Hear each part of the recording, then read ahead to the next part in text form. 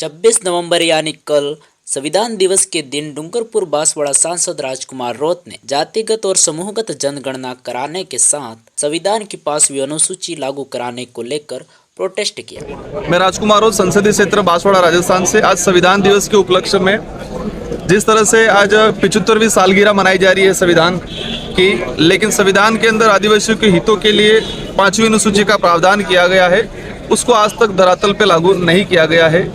तो हमारी पार्टी की तरफ से डायरेक्शन है कि हमें जिस तरह से आज 75वां सालगिरह मना रहे हैं, लेकिन आज भी धरातल पे 5वीं अनुसूची के अधिकारों को लागू नहीं किया गया है, जिसकी वजह से आदिवासियों को कई बार विस्थापित होने पे मजबूर होना पड़ता है, उनका जीवन यापन करने में परेशानी आती है और बार बार जो विस्थापन का शिकार होते हैं। पैसा एक्ट लागू किया गया है, लेकिन पैसा एक्ट को धरातल पे लागू नहीं किया गया। आज तक पैसा एक्ट बनाया जरूर गया है, लेकिन उसको धरातल पे लागू नहीं किया गया है।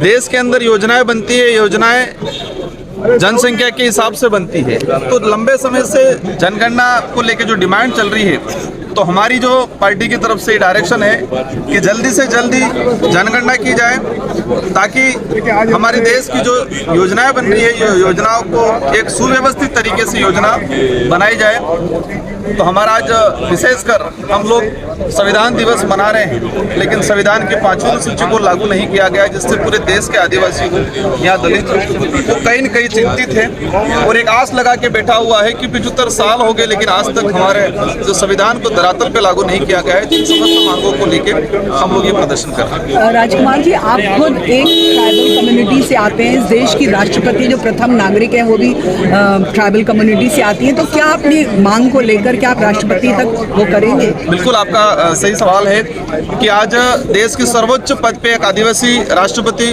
बैठे हुए हैं और देश के आदिवासियों के हितों के लिए जो शेड्यूल 5 और शेड्यूल 6 का जो प्रावधान है वो लागू नहीं हो पाया है। हमने कई बार उनको ज्ञापन के माध्यम से दिया गया है। मेरे संसदीय क्षेत्र बांसवाड़ा में जब राष्ट्रपति महोदय का मानगढ़ पे दौरा हुआ था, मैंने ज्ञापन के माध्यम से उनको कहा गया है कि 5वीं अनुसूची को लेकर आप लोग स्ट्रिक्टली डायरेक्शन दे राष्ट्रपति महोदय जी, लेकिन अभी तक किसी प्रकार का डायरेक्शन नहीं दिया गया है। तो हम लोग एक पूरा देश खुशी मना रहा है कि एक देश के सर्वोच्च पद पे आदिवासी राष्ट्रपति महोदय है, लेकिन वो आदिवासियों के हितों के हित में जो शेड्यूल 5 का प्रावधान है उसको लागू नहीं कर रहे हैं। तो इन समस्त मुद्दों को लेकर हम लोग प्रोटेस्ट कर रहे हैं। दोस्तों, जातिगत जनगणना करने से विभिन्न जाति समूहों की सामाजिक आर्थिक स्थितियों और आवश्यकताओं के बारे में पता चलता है और नीति निर्माताओं को ऐसी नीतियां बनाने में मदद मिलती है जो प्रत्येक समूह की विशिष्ट आवश्यकताओं को पूरा करे और इस समावेश विकास को बढ़ावा दे। 5वीं अनुसूची जो